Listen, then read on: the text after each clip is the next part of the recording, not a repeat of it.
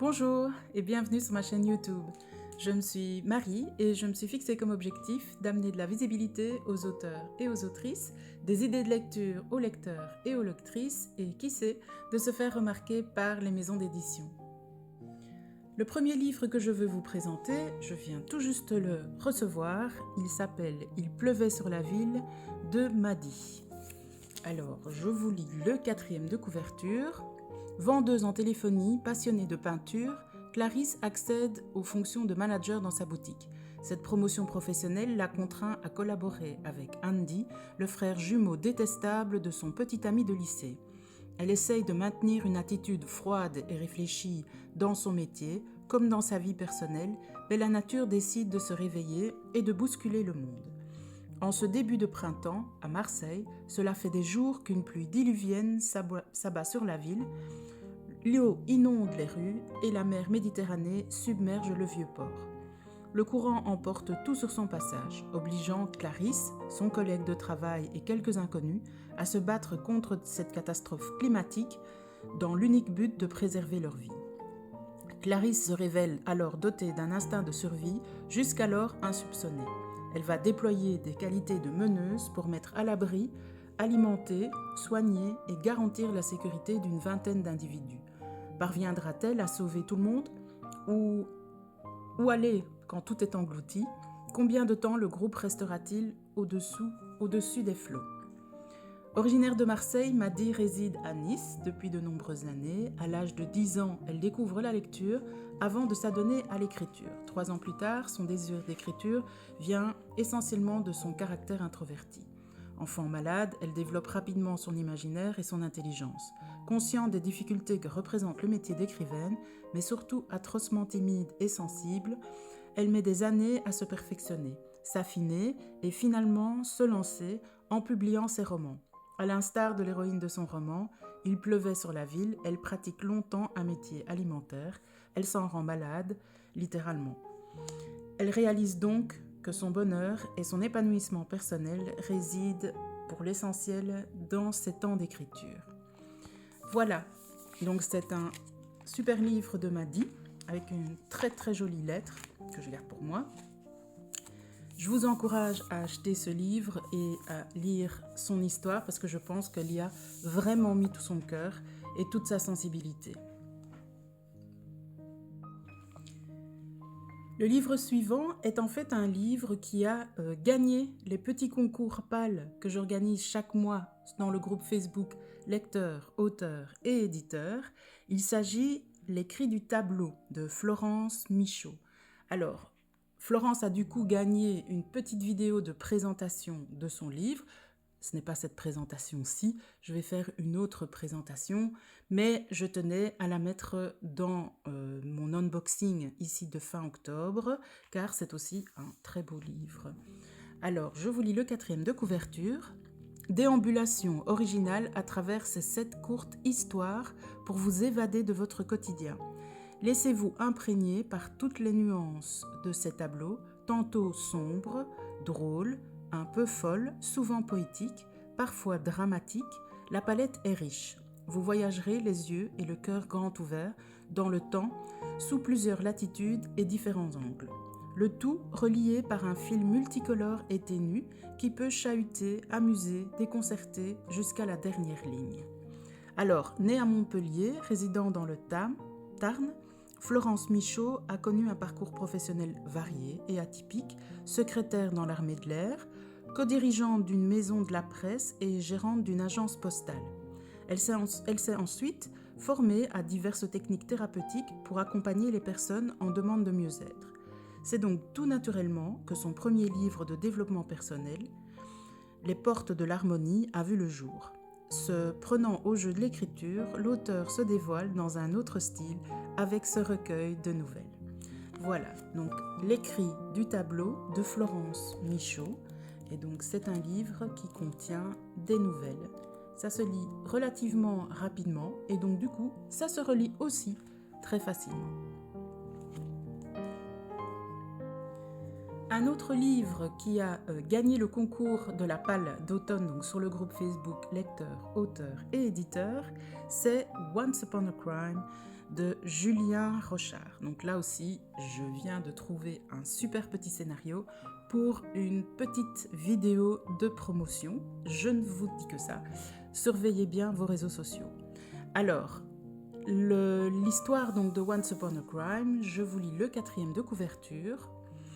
On nous dit que les contes sont des histoires pour endormir les enfants, leur apprendre à rêver. Mais c'est faux. Les contes sont bien plus que cela. Ils ont un réel pouvoir, celui de changer la vie d'un homme et de le transformer, d'en faire un héros ou bien un monstre, le conteur. Décembre 2022, à Paris, un jeune homme de 20 ans est retrouvé mort dans son appartement, revêtu d'un manteau écarlate. Celui-ci a été éventré et puis recousu minutieusement. Un meurtre méthodique et sanglant. Sur le corps, 2 mots taillés dans la chair, le conteur. Pour Jack Walsh, ancien policier de la brigade criminelle, cette mise en scène lugubre n'est que le commencement d'une longue série. Décidé à résoudre cette ultime affaire, il s'engage malgré lui dans un jeu macabre et complexe dont personne ne sortira indemne. Alors, Julien Rochard vit à Châtillon-sur-Loire et est formateur en langue étrangère. Passionné de littérature policière, il vient de terminer son premier roman intitulé Once Upon a Crime, un thriller psychologique. Actuellement, il vient de commencer l'écriture d'un 2e polar, Crystal Park, à paraître pour la fin de l'année 2023. Voilà, une très belle couverture qui a été réalisée d'ailleurs par Célestésia Haï et un livre qui, je pense, ne vous laissera pas indemne et qui est une lecture idéale ici autour de Halloween. Le prochain livre que je veux vous présenter est le livre Corps à cœur dans la mafia de ALF. Alors, voilà la couverture. Je vais vous lire le 4e de couverture. Maxon, expiègle, tendre et drôle, Max m'a appris le bonheur, Max m'a appris à vivre et à faire confiance, Max m'a donné la vie, Max m'a été volé par le cartel. Je vous invite à plonger dans un tourbillon d'émotions et de passions intenses. Notre histoire à Ramon et à moi vous entraînera dans un monde où l'érotisme côtoie la dangerosité des truands et l'impitoyabilité de la mafia. Vous nous y découvrirez animés par des sentiments puissants, notre lutte à corps, à cœur, entre sexe et passion dévorante, notre lutte incessante et notre amour irrésistible. Attention, cette lecture est réservée à un public averti. Si vous êtes prêt à découvrir notre histoire tumultueuse, nous vous ouvrons notre journal intime écrit à 4 mains. Tournez la page et laissez-vous emporter. Le silence régnait dans le bureau. Le roi de la pègre, connu sous le nom du serpent, gardait ses yeux braqués sur moi, et l'homme, à ses côtés, semblait tout aussi intrigué par ma présence. Ce fut son sourire qui me fit réagir, un sourire en coin, un sourire diabolique. Et quand ses yeux se plissèrent pour m'étudier avec insolence, ma haine se ranima. Finalement, je n'étais pas si calme, pensai-je, en posant le plateau sur le meuble, à l'entrée, et en saisissant le revolver caché sous mon tablier. Et voilà, on y était. Je me tenais dans le bureau du serpent, son P226 braqué en direction de sa tête. Mes mains ne tremblaient pas, mes yeux étaient fixés dans les siens. Il ne scia pas. Le seul mouvement qu'il fit fut destiné à l'homme qui s'était levé à l'instant même où j'avais braqué mon arme. Je sais que dès que j'aurai tiré, ces hommes m'abattront. J'en ai conscience, mais étrangement, cela ne m'effraie pas. Je n'ai plus rien à perdre. Max était mon seul ami, le seul homme de ma vie, et le serpent l'avait abattu de sang-froid d'une balle dans la tête. Ainsi, on y était. Mon arme était braquée sur le roi de la pègre, et son homme de main braquait la sienne sur ma tête. Voilà, un très chouette livre à lire si vous aimez le style des enquêtes ou des récits de vie en relation avec la mafia. Donc attention, c'est un livre pour public averti. Les 2 livres suivants donc, ont été écrits par le même auteur, c'est-à-dire Alain Martin.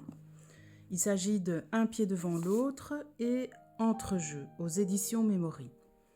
Alors, je vais vous lire le 4e de couverture de Un pied devant l'autre. Un mort sur un chantier de construction en région liégeoise, un jeune homme pris au piège entre les mains d'un employeur peu scrupuleux. Où s'arrête la conscience professionnelle et où commence la soumission? Que venait faire Powell à 1000 kilomètres de sa Pologne natale? C'est ce que Christiane, une enquêtrice attachante, singulière et un brin espiègle, va essayer de découvrir. Un dernier baroud d'honneur avant une retraite bien méritée. Un pied devant l'autre porte un regard acerbe sur notre société et sur notre rapport au travail, en particulier sur le travail détaché, forme d'esclavage des temps modernes, dans laquelle l'esclave n'est pas toujours seulement celui qu'on croit. Une histoire dramatique mais non dénuée d'humour, où l'auteur nous amène à la découverte de ce que ces personnages ont dans le cœur. Né en 1971 à Bastogne, Alain Martin vit à présent au Pays Basque français avec son épouse et leurs enfants. Fan de San Antonio, amoureux de musique pop et de disques, il passe sa jeunesse à Liège où il sévit dans quelques groupes de rock, à présent oubliés, en tant que guitariste. Puisqu'une carrière musicale ne lui tendra pas les bras et qu'il trébuche dans une profession remplie de chiffres barbants et insignifiants, il se venge en écrivant un premier roman, Mort au rat. Un pied devant l'autre est son troisième roman, chez le même éditeur. Mort au rat est de 2020 et Entrejeux de 2022. Voilà, un auteur belge, puisque vous le savez, je suis en Belgique, que j'ai beaucoup de plaisir à mettre en avant. Et le deuxième livre que je voudrais vous présenter du même auteur est Entrejeux, aux éditions Memory. Je vous lis le quatrième de couverture, 1986. Jean est un adolescent tranquille, timide et passionné de foot. Sa vie de fils de paysan dans son petit village ardennais va être bouleversée par sa rencontre avec Bernard, un citadin d'1 an son aîné, un peu voyou, mais juste un peu. L'histoire de Jean raconte à la première personne est d'abord tendre et amusante, mais peu à peu, il va découvrir l'âpreté du jeu amoureux et la barbarie du monde des adultes. J'étais un petit gars sans histoire, un peu grassouillet, pas très actif, sauf lorsqu'il s'agissait de cogner dans un ballon, et qui ignorait encore tout ce que le mot puberté charriait avec lui comme tome d'emmerdement. J'étais inscrit au club de foot du village voisin, à l'union sportive de Givry, chez les cadets. Je n'étais ni bon ni mauvais, ni trop petit ni très grand, ni très rapide ni vraiment lent, ni attaquant ni défenseur. Ça vacillait la vie des entraînements. Jean, tu joueras dans l'entrejeu. Dans les équipes d'âge, quand on n'occupe pas le poste de centre avant ou de gardien, on est peu de choses. Et la pire des hontes, c'est d'être relégué dans l'entrejeu. L'entrejeu, ça sonne mou, mou comme un ventre de supporter, insipide et sans intérêt. Voilà, donc ça c'est le deuxième livre de cet auteur Alain Martin, que je vous conseille. Le prochain livre que je vous présente est Le souffle du diable de Stéphane Kervévan. Alors, je ne sais pas si vous vous souvenez, j'avais fait une petite vidéo suite au fait que Stéphane avait gagné aussi un concours PAL. Moi en tout cas, je me suis très, très bien amusée à faire cette petite vidéo. Vous la trouverez sur ma chaîne YouTube, Marie Coach. Alors, ici, Le souffle du diable, je vous lis le quatrième de couverture. Valère Le Guen, capitaine de la police nationale, est muté à Quimper, capitale de Cornouailles. Il réalise enfin son rêve après une brillante carrière parisienne sous perfusion d'adrénaline. À peine débarqué dans la ville d'art et d'histoire où il a passé une jeunesse heureuse, le procureur de la République lui confie une affaire qualifiée d'accidentelle par les autorités. Valère, assisté d'une équipe étonnante et détonnante, va devoir se montrer particulièrement attentif aux détails d'une machination qui vous tiendra en haleine dans ce polar sombre et haletant. Au travers de cette première enquête, l'attachant capitaine rend également hommage à Quimper et à la Bretagne de manière originale. Alors, Stéphane Kervévan est né à Quimper en 1963. Engagé très jeune dans la marine nationale, il prend le large et navigue sur et sous les océans du monde durant 17 ans. Cadre puis cadre supérieur dans la construction navale, il consacre aujourd'hui son temps libre à l'écriture. Voilà, donc Le souffle du diable. Voilà, pour réaliser la vidéo, donc j'avais lu les premiers chapitres et c'est un livre que je vous conseille si vous aimez les polars et si vous voulez aussi découvrir cette ville d'art et d'histoire qui est très bien représentée dans le livre.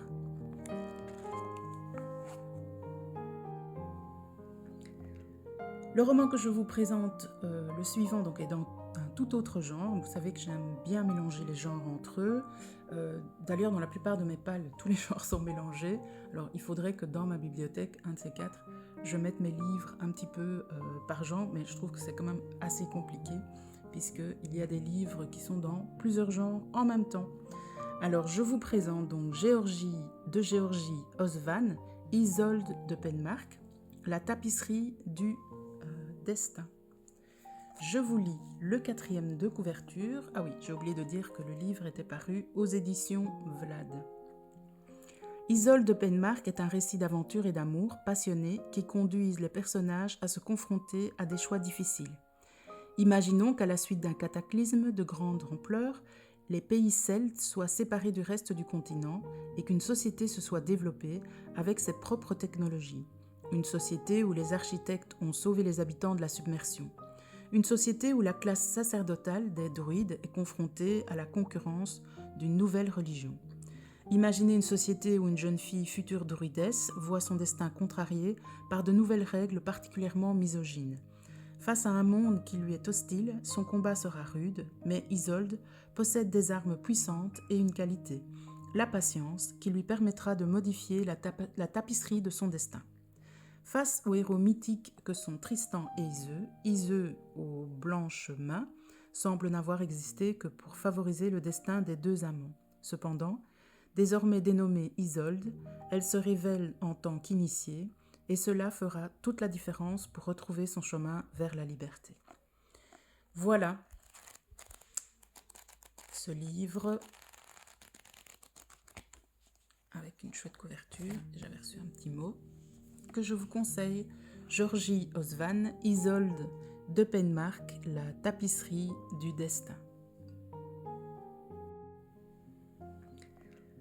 Le roman que je vous présente, le suivant, donc, est dans un tout autre genre. Vous savez que j'aime bien mélanger les genres entre eux. D'ailleurs, dans la plupart de mes pales, tous les genres sont mélangés. Alors, il faudrait que dans ma bibliothèque, un de ces quatre, je mette mes livres un petit peu par genre, mais je trouve que c'est quand même assez compliqué, puisqu'il y a des livres qui sont dans plusieurs genres en même temps. Alors, je vous présente donc Géorgie de Géorgie Osvan, Isolde de Penmark, La tapisserie du destin. Je vous lis le 4e de couverture. Ah oui, j'ai oublié de dire que le livre était paru aux éditions Vlad. Isolde de Penmark est un récit d'aventure et d'amour passionné qui conduisent les personnages à se confronter à des choix difficiles. Imaginons qu'à la suite d'un cataclysme de grande ampleur, les pays celtes soient séparés du reste du continent et qu'une société se soit développée avec ses propres technologies. Une société où les architectes ont sauvé les habitants de la submersion. Une société où la classe sacerdotale des druides est confrontée à la concurrence d'une nouvelle religion. Imaginez une société où une jeune fille future druidesse voit son destin contrarié par de nouvelles règles particulièrement misogynes. Face à un monde qui lui est hostile, son combat sera rude, mais Isolde possède des armes puissantes et une qualité, la patience, qui lui permettra de modifier la tapisserie de son destin. Face aux héros mythiques que sont Tristan et Iseux aux blanches mains, semble n'avoir existé que pour favoriser le destin des deux amants. Cependant, désormais dénommée Isolde, elle se révèle en tant qu'initiée. Le livre suivant est de nouveau double. Il s'agit en fait de Julie et de Henri, de Colette Hounart. Et ce sont deux livres qui m'ont été envoyés donc par les éditions Coryphène. Et je les en remercie d'ailleurs. Alors, je vous lis le 4e de couverture de Julie. J'aime beaucoup la couverture aussi, qui donne vraiment déjà un aperçu du livre. Ce livre raconte l'histoire de Julie et de sa famille au cours du 19e siècle et du début du 20e siècle. Une jeunesse simple et heureuse qui ne permet pas de prévoir le bouleversement qu'elle va vivre après son mariage avec Henri. Durant cette période, dans les campagnes françaises, 3 ou 4 générations se côtoient dans des vies similaires. Les progrès technologiques et les avancées sociales, sur une centaine d'années, n'étant pas de nature à bouleverser les habitudes de vie. Les existences des uns et des autres se succèdent dans une continuité immuable, ancrée sur le rythme de la nature, la succession des cycles saisonniers. Le destin de Julie, celui d'une paysanne, n'échappe pas à cette règle. De sa naissance à la fin de sa vie, elle vit avec pour seul horizon le domaine familial. Posséder et travailler la terre sont alors les deux principes constituants d'une lignée. Elle sera toutefois la protagoniste d'un destin hors du commun, sans pourtant jamais le vivre, celui de son mari. Après de minutieuses recherches et d'enquêtes sur le terrain, Colette Unart a su rendre avec justesse et poésie l'atmosphère des lieux et des paysages qui ont accompagné les vies de Julie et de ses proches. Avec une écriture simple mais efficace, elle nous propose ce magnifique premier roman chargé d'émotions authentiques, haletant et qui devrait résonner avec les légendes familiales de nombreux lecteurs aux origines rurales. Colette Unart est une écrivaine originaire du nord de la France, à la frontière de la Belgique.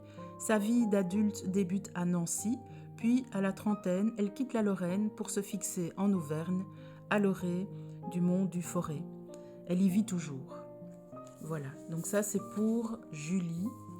Et Colette Unart a écrit un deuxième livre qui s'appelle Henri, dont je vous lis le 4e de couverture. Le personnage de Julie, créé par Colette Unart, l'héroïne de son premier roman, demeure le fil conducteur de cette histoire. On se souvient de la vive réaction de cette dernière après avoir lu une lettre d'Henri, son époux, qui l'a beaucoup surprise et surtout irritée. Non seulement cette missive n'annonçait pas son proche retour, mais Henri lui demandait de venir la rejoindre avec ses enfants sur cette île lointaine, la Nouvelle-Calédonie. Son refus immédiat fut définitif. Après de nombreuses et fructueuses recherches sur l'archipel, l'autrice a su se replonger dans la vie du couple et de leur famille. Comprenant la décision de cette femme courageuse et attachante, une vraie battante. Elle a eu plaisir à la retrouver par le biais de l'écriture. Mais cette fois-ci, elle s'est davantage concentrée sur la vie d'Henri, en s'attachant à découvrir et à comprendre ses réelles motivations pour justifier une séparation d'une quarantaine d'années. Voilà. Donc si vous aimez les romans historiques, mais surtout ce qu'on appelle les fresques sociales et familiales, n'hésitez pas. Julie et Henri de Colette Unart, qui nous plonge dans une réalité d'un autre temps, tout en émotion et en poésie. Et last but not least, comme je dis toujours, on a Mortal Footing de Max James Ballan. Alors, je vous lis le 4e de couverture. Un comptable, trop curieux, voit sa vie chamboulée lorsqu'il découvre le butin d'un hold-up enterré en forêt lors d'un jogging. Décidé à garder ce trésor, il se retrouve mêlé à des situations violentes, obligé de défendre sa nouvelle fortune. Entre son travail et sa famille, il doit constamment échapper à un gang impitoyable et aux gendarmes déterminés à élucider son rôle. En plein cœur d'une spirale de danger et de suspense, il doit naviguer entre menaces et secrets pour survivre. L'auteur, Max James Ballan, utilise son expérience de coureur et son cadre d'entraînement habituel comme toile de fond pour écrire ses œuvres. À travers Mortal Footing, il montre que chaque être humain porte en lui le meilleur et le pire, et qu'un simple imprévu peut bouleverser une vie bien ordonnée, révélant une personnalité insoupçonnée. Voilà. Un chouette livre. Merci à Max James Ballan de me l'avoir transmis. Mortal Footing, que je vous conseille également. Alors, comme d'habitude, je vous fais un petit récapitulatif des livres présentés dans l'ordre inverse de leur passage. Max James Ballan avec Mortal Footing.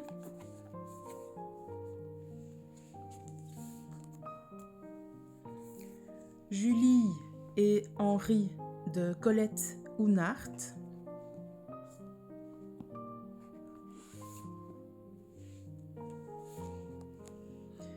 Isolde de Penmark, La tapisserie du destin de Georgie Osvan.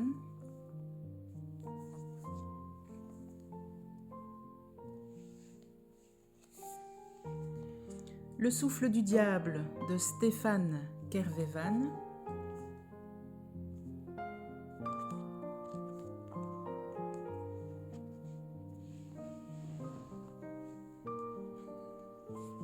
Entre jeu et Un pied devant l'autre d'Alain Martin, paru aux éditions Memory.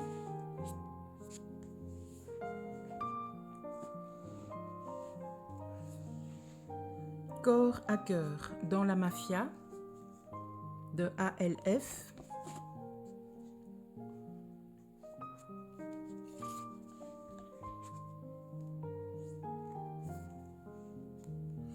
Once Upon a Crime, les contes naissent toujours dans l'obscurité de Julien Rochard.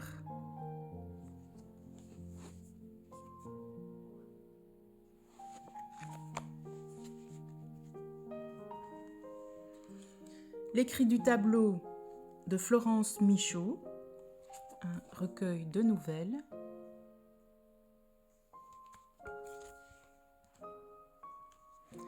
Et enfin, Il pleuvait sur la ville de Madi.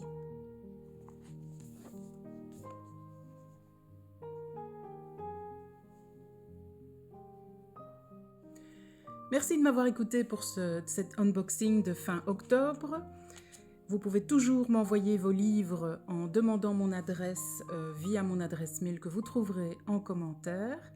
N'oubliez pas de mettre un pouce à cette vidéo et de vous abonner à la chaîne. Vous pouvez aussi brancher les notifications pour ne rien manquer.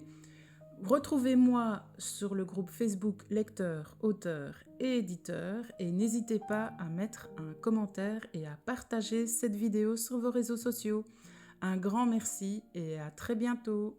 Au revoir.